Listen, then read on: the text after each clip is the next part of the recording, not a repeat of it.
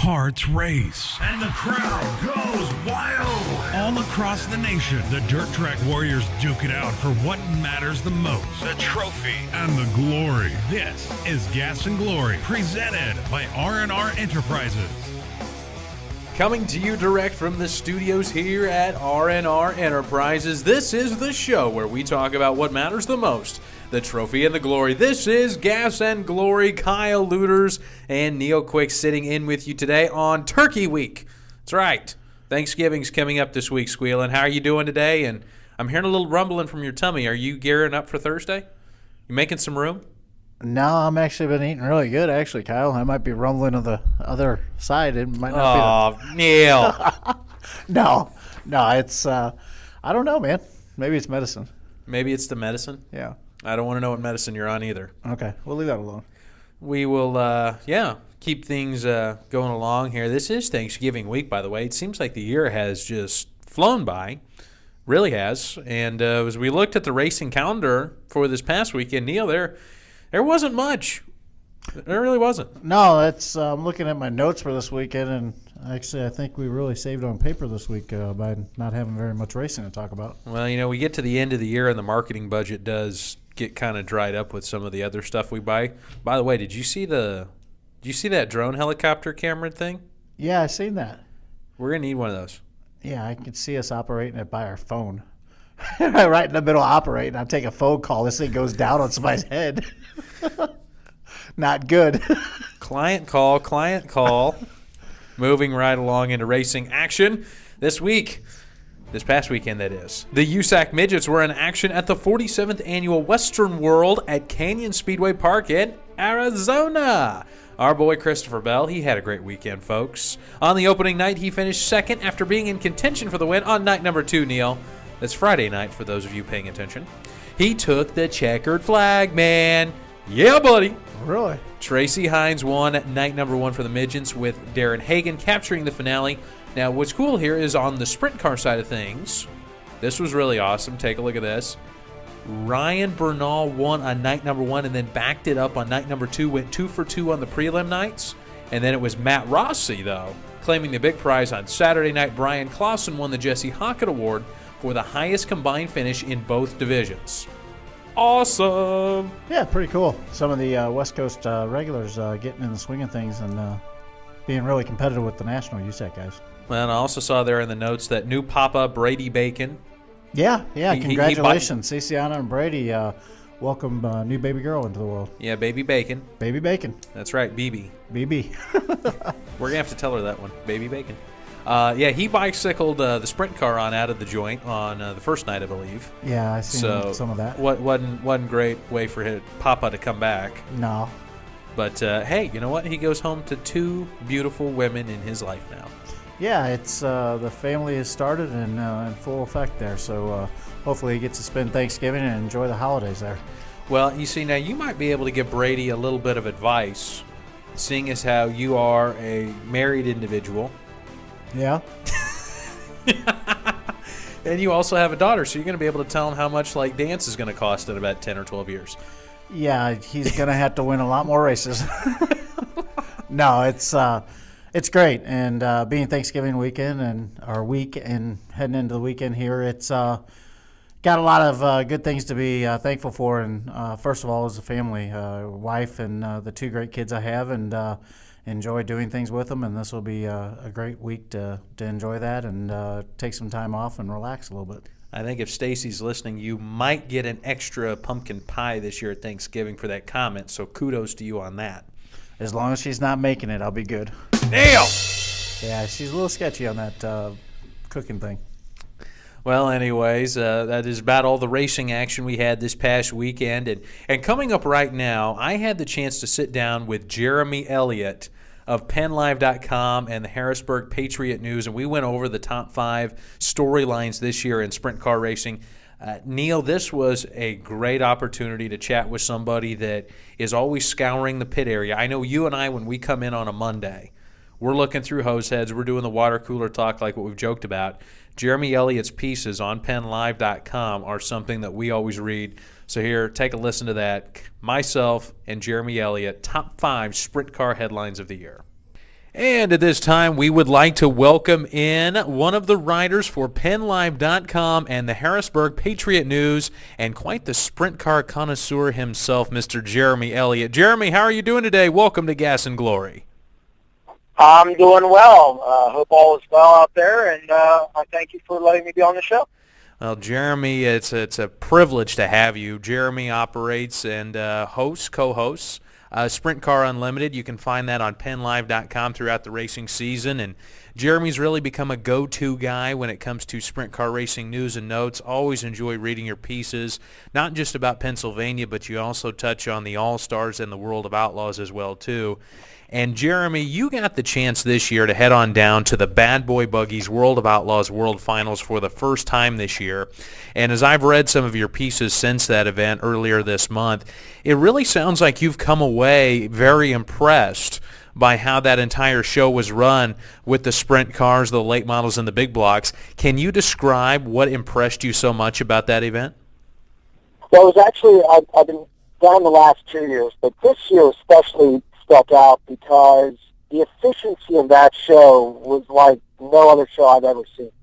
Mm-hmm. Just when you have 180 cars and you get it done in 5 hours with 23 to 26 events a night, that's pretty impressive. And of course you have everybody, the who's who in big blocks and late models, and of course the sprint cars there. I mean, it's just really the perfect scenario. The racing was great in each division.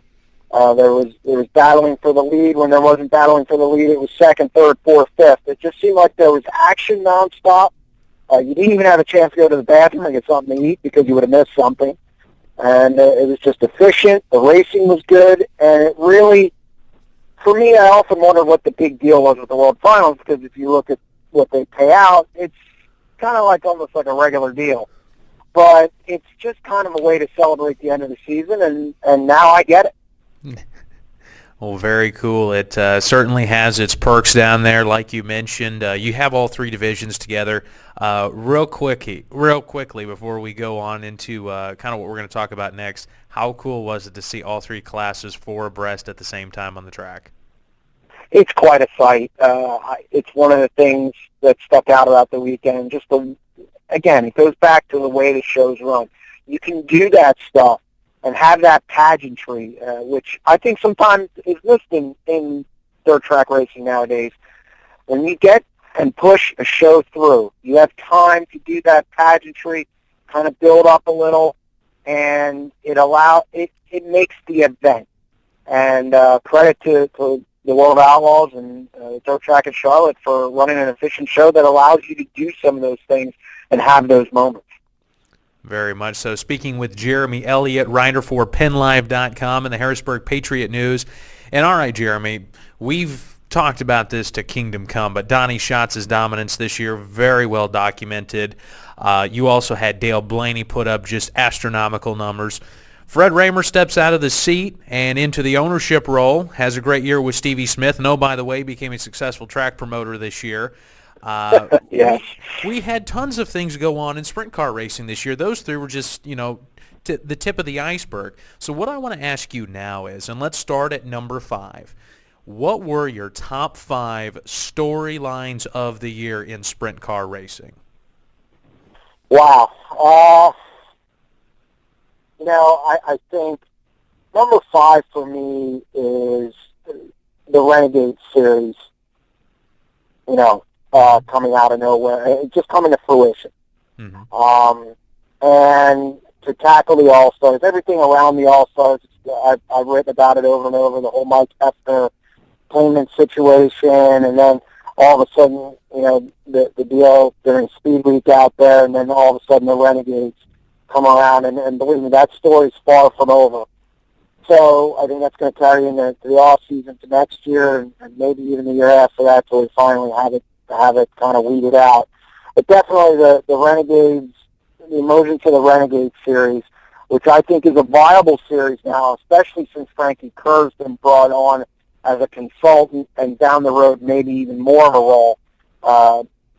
I know for me, and the amount I've written about it and the numbers I got off it, obviously it cracks that spot.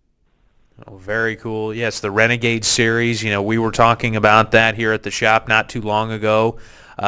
Really going to be interested to see how that all goes and how they're able to schedule either with or against the All-Stars. I believe seeing something the other day that the Renegades are going to be down in the southern part of Ohio when the All-Stars open up at Attica in April. So it's going to be very interesting to see kind of where the drivers and the teams go, where the fans go, and ultimately, which tracks want to book each sanctioning body. Yeah, and it's really shaking out kind of weird because it seems like the Renegades are going to tracks that the All-Stars don't visit right now. So I do think there's a divide, and they're kind of going old school with all Millstream, KC/Atomic/ Buckeye, whatever you want to call it. And then, obviously, I was really surprised that they're coming to Central Pennsylvania, because that was not in their game plan at the beginning, which tells me they're either getting more dates than they expected, or things are going better than what they expected, or, they're not getting as many tracks in Ohio they want. I really think it's that things are progressing faster than they thought. Bob Miller at Grand, who outside of Grandview promoting the Thunder in the Hill shows, obviously Fred Raymer, as you mentioned earlier, they're supporters of the Renegade Series, and they want to bring them to Central Pennsylvania. So it'll definitely be interesting to see how this develops throughout next year. Which drivers go where when they're running at the same time. Yeah, you do bring up a great point. As we mentioned, which drivers go where the fans go. It's going to be very interesting to watch.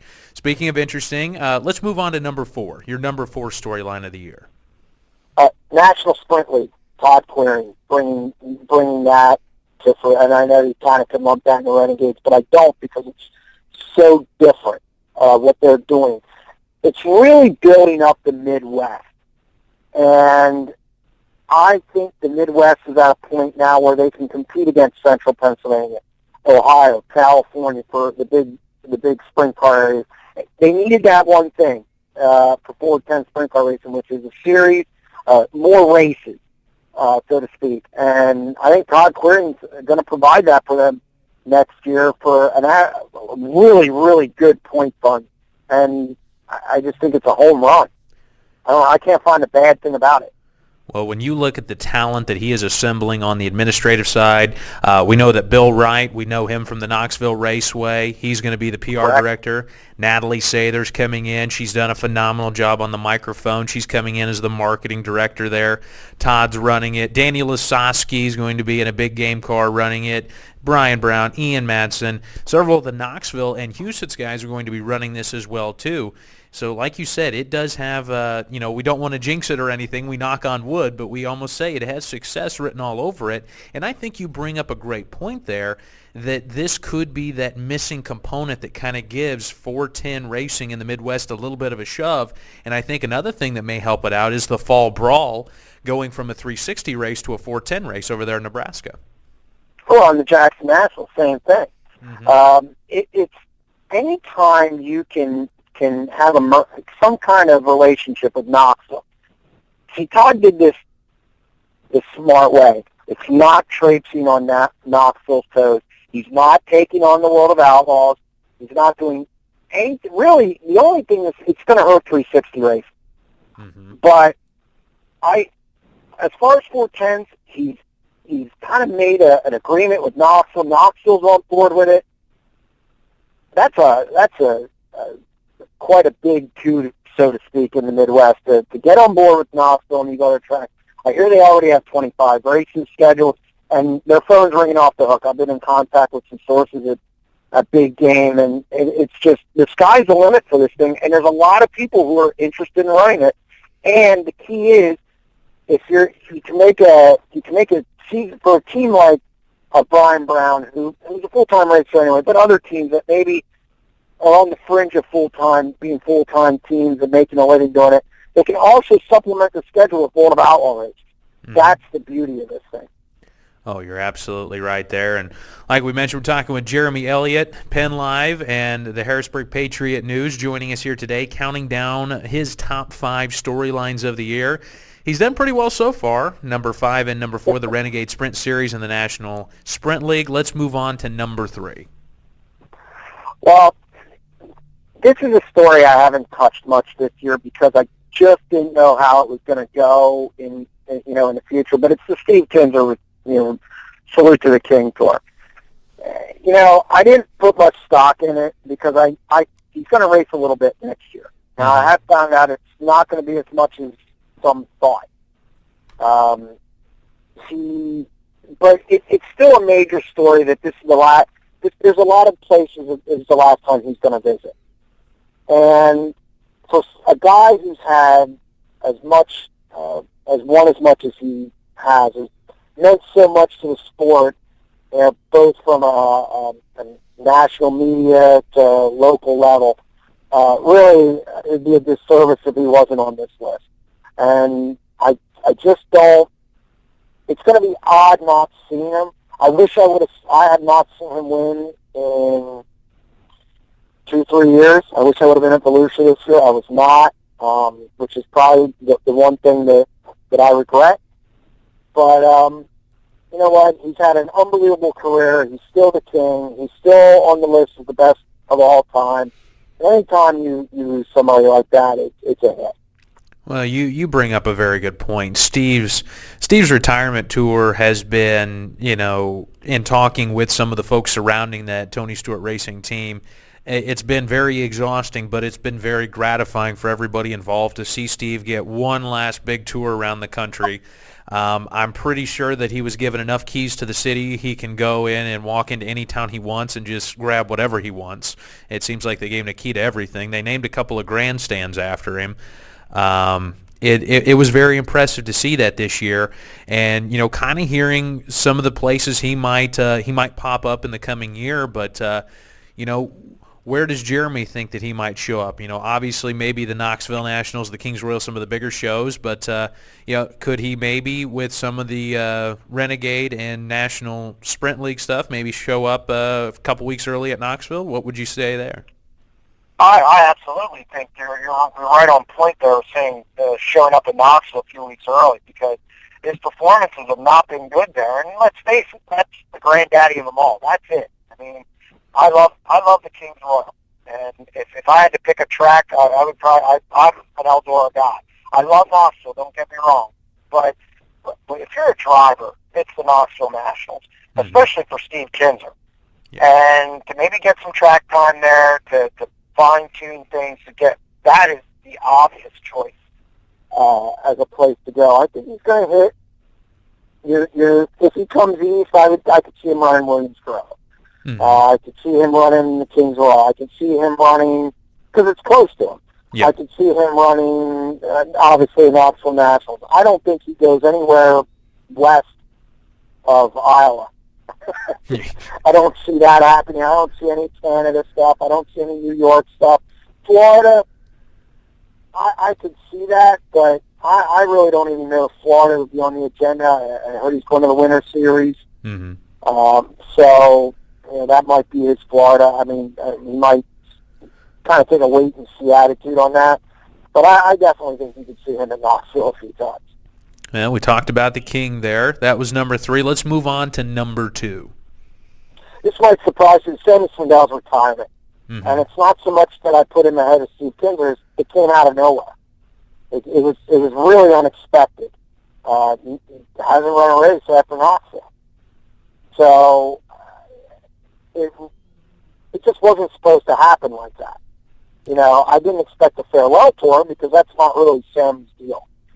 But it just came out of nowhere, and I think it blindsided a lot of people. And here's the other I'm kind of working on something now, because I have some sources telling me that it might not be a full retirement. That there's a chance you could see him in some races next year. He's already getting the itch, I've been told. I saw him down in Charlotte, nosing around the pit area. So I don't know if we've seen the last of Sammy Swindell, but it was a big story when it happened. I think every media outlet was, scrambling to get something up on it. And, I mean, it was blindsiding a little bit. It certainly was, and it took a lot of us by surprise. We're very close here at R&R with Sammy, and getting the chance to talk with him, you can tell that he's very excited about doing the Chili Bowl. As he mentioned when he announced his retirement, he said, hey, I'm still going to be down in Tulsa, still going to be running the Chili Bowl. And we all thought, oh, dear God, if you give this man a year of not doing anything except wrenching on a midget, what are we going to see come January? By about 5 laps is what I think the over-under what we had on it. But no, I mean, I think you bring up a great point as well, too, is does he get that itch? Does he come back? And if he does come back, what does it look like? So that will be something I think that'll be very interesting to watch to see where Sammy might pop up. And, like you said, very surprising the way that it came out. But as you mentioned, Sammy's not a farewell tour kind of guy. We kind of figured that it might be just, I'm done. Well, the thing is, too, it might not be the beginning of the season. It might be like May, June, once we get into it a little bit, that you see him again. I'm not saying he is, but I sure wouldn't rule it out at this point. Very true. And all right, Jeremy, let's move on to number one, your number one storyline for the 2014 sprint car season. Unfortunately, it's not a good one. It's the Tony Stewart, Kevin Ward thing in New York. I think the national attention, albeit I think it wasn't reported necessarily the way it should have been. It was, when something generates that much interest and that much reaction, that much, attention, it's whether it's good or bad, it's still attention. And I don't think there's anything close to what that generated from August on. And I know now I'm working, incidentally, I'm working on a five-part series on drug testing and sprint car racing because I have no choice. I mean, it's not something I want to do, but when you have your head, I mean, it's a story. Yep. And so much has come out of this. And, there is no testing, out of what came out of the toxicology reports. And there's been other things that have happened in the sport over the last few years. It's just the whole Tony Stewart, Kevin Ward, and the reaction from it, and the toxicology, and everything, just building up. I don't see anything else that surpassed that. Very true. And it was unfortunate that was the number one storyline of the year. You'd love it to be Donnie Schatz winning his 8th Knoxville Nationals in 9 years, or him adding a 6th title, passing Mark Kinzer, Dale Blaney with a monster year that he had, Larson Marks Racing coming out and being rather successful this year, picking up an early season win in Eldora for them. But unfortunately, sometimes it always seems like, and I think Paul McMahon mentioned this on Twitter to Marty Smith at ESPN. He goes, why do you guys only talk about us when something bad happens? And that's very true. You hit the nail right on the head. I just thought some of the reporting was pretty slanted. I thought some of it went a direction that it shouldn't have. I mean, I know from my standpoint, and I get it. I mean, AP, I can tell you probably on one hand, I mean, times in a season, AP, the Associated Press is at a sprint car race. It's Knoxville. That's it. It just isn't a nationally covered event or series or sports, so to speak, which is unfortunate. And then when they do come in, they really don't know enough about the sport. And that's something I've tried to do. I know in lieu of that, I sat in Lance DeReese's car and did a visual video. What it's like looking outside of one of those cars. Hoping that people get the picture that it's not as easy as what you think. It's not like a stock car, or even an Indy car for that matter. So, all you can do is hope to educate some of the national media, but that doesn't always work because, let's face it, it's about sensationalism, and that's a shame because there's a black eye on the sport again, kind of for the second year in a row, which is never good, with all the deaths the previous year. So, yeah, it's unfortunate. It really is. And doing the top 5, it's so hard because, Donnie Schatz is probably equally as important as the Renegade Series stuff. Dale Blaney, and there's so many good stories this year. I could probably name 10, and they're all pretty close. It's probably except for that one at the top. Well, very true. And we appreciate it, Jeremy Elliott, with the top 5 here on Gasy Glory, top 5 storylines in sprint car racing. We talked about the new Renegade Sprint Car Series, the National Sprint League, Steve Kinser's retirement, Sammy Swindell's retirement, and then the unfortunate incident up in New York on August the 9th. But we're going to end on a positive note here, my friend. Now, unfortunately, we are done with the vast majority of sprint car racing here in the States. There might be one or two things that crop up in Arizona, New Mexico. It seems like every time I turn around, they're doing something down there. Sure. But one big event that is coming up that we're going to be a part of down there, we as an R&R, and I know you're going to have your eyes on it, it's what Greg Burgess and Cocopah Speedway are doing down there with the Winter Heat Series. 5 races down there for the 410 guys. We kick things off January 2nd. I call it kicking off the new year right. I mean, the earlier you can get 410 sprint car racing going, I'm that much more of a fan of. So, makes two of us. So what I wanted to ask you about is, give us a few predictions going in. Who are you looking at being strong down there, and are some of the Pennsylvania guys, I know Paul McMahon and Barry Jackson, they're going to be heading down with the CJB car. Give me some thoughts on the Winter Heat Series, and also is anybody else from the Keystone State heading down for this big shindig in Arizona? So I'm thinking about it. I know I talked to Greg Hodnett about that. You know, they're I don't think they really want to go to Florida, so they could make that trip out. I think there's a lot up in the air as far as Central Pennsylvania. I've heard about Fred Raymer going out there. Obviously, Logan Schuhart and Jacob Allen are going out there. I haven't heard really of anybody else, but Hodnett and the Raymer clan is two that I've heard could be making that trip. As far as predictions, well, you don't have to worry about Tommy Schatz. He isn't going to run it. But I love this deal. I liked it. I remember the Slick 50 deal. I loved it. Mm-hmm. I thought it was great. January, there's snow in half the country, so. You get to see sprint car racing on TV. It's the perfect time. I know that at the time, I guess they had Mad TV. They're talking about that this time. It's just, I think it could hurt Florida, though.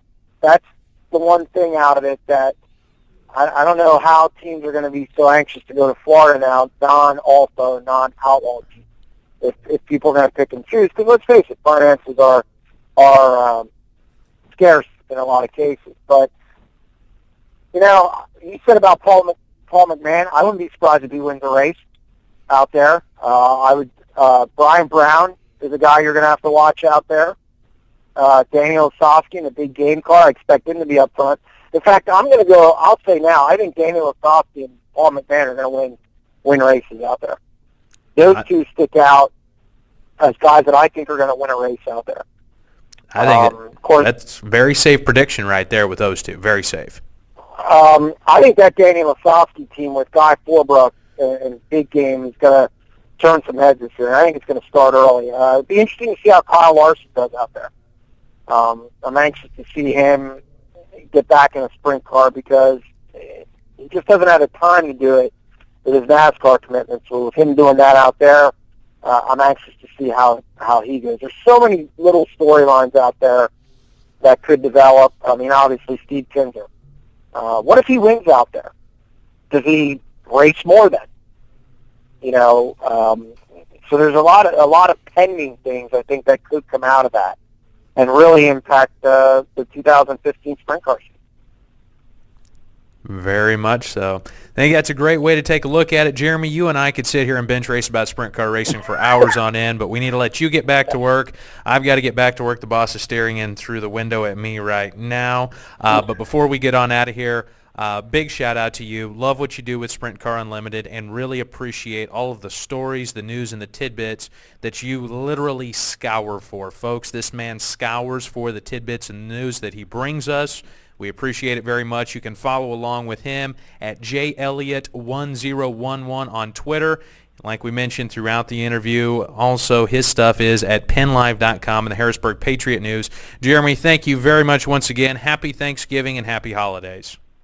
Thank you very much. Same to you and your family, and I hope, I appreciate being on the show, and anytime you guys need anything, just let me know. And we want to thank Jeremy Elliot once again for coming on Gas and Glory and talking about the 2014 season. And, Neil, it really surprised me that with Donnie Schatz's dominance, Dale Blaney's dominance, that those storylines did not crack the top 5. But when you really look at it, between the Renegades, the National Sprint League, 2 retirements of titans of the sport, and then the unfortunate tragedy in New York in August, there was a bit of overshadowing a few drivers having dominating years. Yeah, the topics in sprint car racing this year, a lot of this came second half of the season, but the unfortunate circumstances that led to the tragedy of Kevin Ward Jr. up there seems to be the top topic that everybody was on their mind, especially coming out of Knoxville, and probably stole a little bit of the thunder of Donnie winning up there again and putting on the performance that he did. But no, very interesting to see some of the things that's going on with sprint car racing, especially leading into 2015. The Renegade Series and the NSL and some of the new shakeups and teams and combinations that are coming out. I'm sure we'll see more coming, and it's that time of the year, so really anxious to see what kind of plays out in the next month and a half, and leading into Florida for Speed Weeks to start off.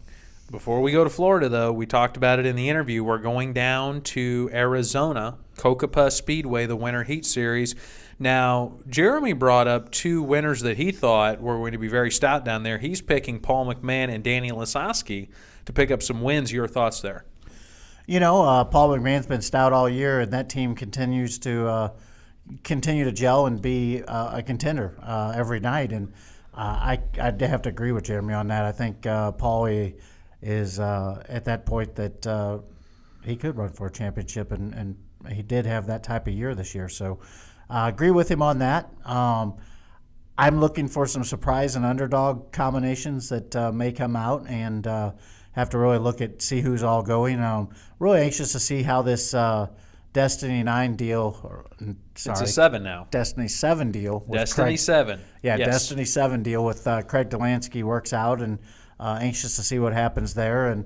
And the Danny Lasowski deal with Big Game. Guy Forbrook, interesting deal there. Long-time combo there that seemed to work well, and we've seen a good performance out of them down in Charlotte too. So I do agree with Jeremy on that. Anxious to definitely see what comes out of the woodwork at Cocopah, and that is going to be a good prelude for the 2015 kickoff. Yes, it will. Greg Burgess and his team already have a huge slate of events going on down there at Cocopah right now. They're going to have stuff, Turkey Night. There might be Santa Claus racing a sleigh down there. You don't know. Greg's an awesome promoter. You never know. Yeah, it's a great deal going on, that Winter Heat Showdown series. It's interesting, and it's great to see that the guys have a chance to go and race at this time of the year, especially in January, and great venue out there, and glad to see Greg pushing forward and having a big event like this. So again, it's something that I think has been needed, and we used to have a little bit of this before, and it's nice to have it back, and where we're running some of those off-season big events. Shades of the Slick 50 series back in the day, and tip of the cap, Greg and his staff, like I mentioned, doing a great job. You need to follow online. You can check that out, the Winter Heat Series. National Speed Sport News has put news out about it. Seems like every day drivers are going to be down there. The pay-per-view, the this or the that. Here before too much longer, Neil, we're going to be able to show off some of the apparel and merchandise that are just going to be down there at the event. That's going to be very cool to show off to folks. But speaking of cool apparel and merchandise, we got to talk about something that's got us really excited around here. Yeah. We're jazzercised up for this one. Yeah, it was kind of like an ongoing joke that kind of took off on us, kind of idea, but... That's how I got my job here. It was an ongoing joke. Yeah. And then it happened. Now it's a nightmare. Yeah. No comment there? I'm not going to say a word at all. I'll leave it alone. No, it's been kind of fun. As the season winds down and you have a little bit of free time, you get some of these crazy ideas that pop in your head, and you see different things that are happening out there, and we joked about it, but we came up with I guess what you call an R&R Tacky Xmas Christmas sweater design that goes on long sleeve T-shirts. Yeah, take that X out of there. Yeah. Take the X out of there, because here's the deal. I don't know how many of these parties you get invited to every year, but I hate buying an ugly Christmas sweater because it looks ugly. You can only use it for one thing. So, and there's never any one that I really like. But this, folks, we're putting it up on the screen now. We did it with a sprint car on it, and then we did another one with a late model modified on it. We're covering all bases here in dirt track racing. I'm going to push for one that has a snowmobile on it eventually. Oh, boy. But that's going to happen eventually. But anyways, no. It would go with the theme, Kyle. I mean, it really would. I'm would. telling you. It's snow. Yeah, exactly. It would probably have to be a shadow of the snowmobile with you hanging off the back of the snowmobile, but yeah, it would go. You're giving me much more credit. I figured that you would put the snowmobile on the left shoulder of the shirt and put me on the right shoulder of the shirt running after it. I could go there too, man. I mean, that's kind of the idea I'm thinking of. All right. Back on topic.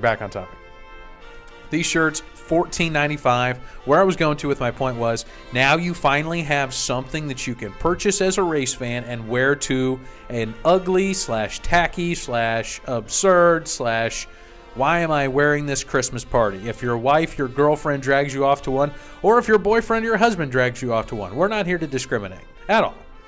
Well, and not only... We want you to have fun with this thing because we are. Well, it is. It's one of those things that it was a joke that we had a little bit of fun with, and it's taken off. And it's interesting to hear the drivers kind of getting a kick out of it, enjoying it, starting to get those tweets that coming in and the pictures and stuff like that. So really kind of excited about it. And, it's a great gift for Christmas. Somebody that's a big sprint car fan or a late model fan and modified fan. Opening up a shirt that's kind of themed like this, it's a great Christmas present. You can wear it on Christmas Day. Oh, by the way, you've got to order one of these things because, folks, we're going to give away a $100 gift card in our online store, $100 in-store credit. Here's what you got to do. You got to order one of these shirts, get it in, put it on, snap a selfie with you wearing the shirt, and post it online with the hashtag #UglyRacing. We're going to pick the most creative one. So it's going to be an esteemed panel of like Neil. I know I said esteemed. Stay with me. Neil, myself. I didn't hear the trumpets when you said esteemed. I'll get you some trumpets here. How does that sound? Okay, we're cool with that. Okay. So, Neil Quick. There we go. All right. Perfect. Neil Quick's on this panel. Myself is on this panel. We're going to put Ryan the Racer, our other salesman here at R&R, he's going to be on the panel. Phil the Godfather Rideout, the owner, he will be on the panel. Wow. Yeah, this is legit. Big. It's legit. Deb Rideout, the accountant, she's the tie-breaking vote. She's number 5. I've already got racers calling in and saying they're decking out the family and sending us over pictures. So it's crazy. I mean, it's sounding fun. Bobby Pierce tweets at us and he goes, heck yeah, I'll wear one. Where can I get one? Yep. r-racewear.com, folks. Now, the contest for the $100 in-store credit will run December 1st through December 25th. So here's a perfect opportunity. Give it to somebody special in your life. Have them wear it on Christmas Day. Snap the selfie. Post a picture. You might win $100 to spend online. And that's going to be a big thing because, Neil, what's right around the corner in January? Race season. Chili Bowl. Yeah, Chili Bowl too. And we will have some new designs coming out on our website for that big event as well too. So you might have a little extra, a little cash.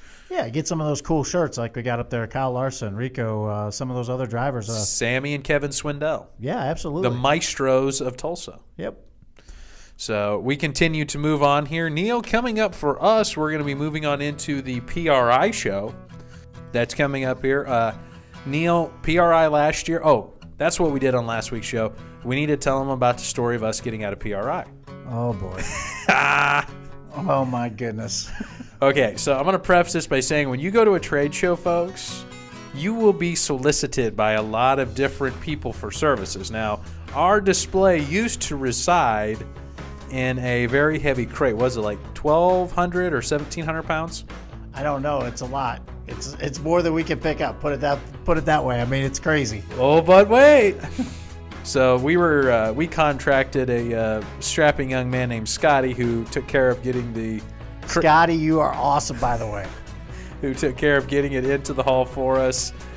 Totally thought he was legit. At the end of the show, come to find out, Scotty is not accredited by the Better Business Bureau. And Scotty disappeared when it came time to help out.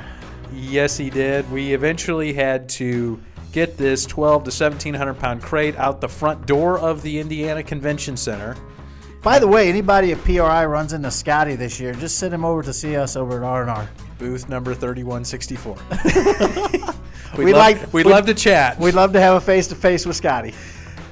So you, me, and Ryan, and then 2 gents I paid off the street, lifted this container into the back of our trailer, and off we went. Yeah, which probably one of them is probably still in the hospital trying to lift this thing. I mean, he wanted extra payment because he said his back was hurt. Yeah, he's done. We won't be seeing him there this year. If we do, I think we know which one he is. He's hunched over in a wheelchair. Yeah, I think we had an audience of the other vendors that were actually just They were cheering us on. We were fighting the system. It was awesome. So anyways, hopefully no shenanigans like that this year at PRI. But in all seriousness, folks, if you're coming out to the PRI show, if you're already a customer of R&R, we have several folks that call Neil or email Neil each week telling him, hey, listen to the podcast, really enjoy it. If you guys listen in, thank you very much. Appreciate all that you do for us and for the opportunity to get to work with you guys. Stop by and see us at booth 3164 out on the main floor. That's right, we're not off on Gilligan's Island this year, not out in the hallway. We are on the main floor. Stop by and see us. If you haven't done any business with us in the past, stop on by still. We're going to have some excellent trade show specials, and Neil and Ryan can't wait to talk with you. Yeah, it's very exciting every year to do PRI and to be able to get out there and see everybody and showcase some of the new ideas and products and hear what everybody's doing. So definitely come by. We'll talk. We'll put together a deal, and hopefully we can do some neat apparel or novelties or merchandise items for you for 2015. We've got plenty of new things coming up. We just released a video about a new heat press machine we got in here at the shop. So things really on the up and up and expanding here at R&R Enterprises. And before we get on out of here, Neil, wanted to talk to you a little bit here about what the Thanksgiving tradition is like at the Quick household. So come Thursday. Which Quick household? Well, I didn't because know. we have to go to multiples. Okay, well, this is what I'm wanting to know here. I mean, what does Neil's Thanksgiving entail? Because there's a lot of travel. There's 5 listeners somewhere in a basement that want to know. That it entails a lot of travel and logistics and hitting the right times. And this sounds like a UPS commercial. Yeah, it's similar like that. Instead of the big brown truck, it's the big gray truck. Yeah, it's. I keep saying to myself, one of these times or one of these years, we're just going to stop and we're just going to do Thanksgiving at our house. But we get to travel to parents' houses all over the place. So we're like a glorified taxi for kids that day. Oh, I thought that was every day. That too. I mean, it's you get used to it, so it's one of those things. But no, really thankful. We have a great family and our kids and enjoy it, even though we are on the move and on the go. But it's kind of like an autograph signing to be there at a certain time. But no, you get there and eat and fill up, and by the time you get to the second spot, you're already filled up, and you're looking for somebody to actually deflate you a little bit. So what I'm at, so how many let's call these pit stops. Mm-hmm. How many pit stops is Neil going to make on Thursday? Well, we have with Neil and the kids. We have a reduced and Stacy. We have a reduced travel schedule this year. We've dropped one, so we're down to 3 stops this year. 3 stops for Thanksgiving, all in one day. Yeah, one day. Holy mackerel, dude! You lost about 40 pounds. You might put it back on Thanksgiving with all that turkey. It's possible. It's definitely possible. And certainly ends up looking that way. So. Love turkey. White or dark meat? Either. Bland, boring. No. Dark meat's where it's at. Oh man, no, it's all good. Pumpkin or pecan pie? Pumpkin. Very good. Very good. Very good. So, anyways, that's pretty much going to wrap us up here for this Thanksgiving week episode of Gas and Glory. We appreciate each and every one of you for tuning in. We are on Facebook. We are on Twitter. We're in the iTunes store. We're also on YouTube. And just really thank you guys very much. We get I know Neil tells me about it quite often. We get a lot of folks telling us that they listened in for the first time and they really enjoyed the show. And I have a lot of fun bringing the show to you. Neil, at the end of the show, feels very fulfilled by doing the show, even though he doesn't want to do it when we get in here sometimes. That's not always true. No, folks. About every other week. Just kidding. We both very much so enjoy doing the show. We're glad that you guys enjoy listening. And if you thought that we're going to be done doing this show for the season just because racing's over, well, you're wrong. It's about time to reamp it up. It's about time to reamp it up. We're going to have PRI coming up. We're going to have the Squealy Awards coming up. You're going to want to tune in for this. Neil is working on a master list of his awards for the year. Are we giving out the Squealies before or after PRI? What do you want to do them? Well, I mean, since PRI is kind of a legendary trip every year, and there's always great stories that come out of it, and since we do have a bowling team this year for PRI, Oh, boy. I think that the Squealies should be possibly given out after that because there's going to be some probably awards earned that week. Okay, so the week after PRI, right before we all take off for Christmas, because R&R is closed the week of Christmas this year, we will do the 2014 first... Your cell phone's still on, though. Oh, boy. You had to get that in there, didn't you? Somewhere, there were several ladies in charge of merchandise going, wait, they're going to be closed for a week? Oh, my... Oh, he saved us. No. So, yes, we will do the first annual Squealy Awards right before we take off for the Christmas holiday. I'm looking forward to it. You should be as well. Mr. Shannon, our bobblehead in here, he's looking forward to it as well. But it is now time for us to get on out of here, and we want to thank you guys so very much for tuning in to Gas and Glory, like we mentioned. And remember, Christmas season is right around the corner, so pick up your driver's favorite gear over at www.r-racewear.com. You don't have to fight the crowds, you don't have to get elbowed in the ribs, and you still save quite a bit of money just by ordering off of your computer, smartphone, or tablet. It is the largest store for dirt track racing apparel and merchandise. On behalf of everyone here at R&R Enterprises, he's Neil Quick and I'm Kyle Luters. We will see you next week. And have a happy Thanksgiving. You've been listening to Gas and Glory, presented by R&R Enterprises. All rights reserved. Please visit the web's largest sprint car store today at www.r-rracewear.com. The views and opinions expressed in the show are the host and guest alone and do not directly reflect those of R&R Enterprises.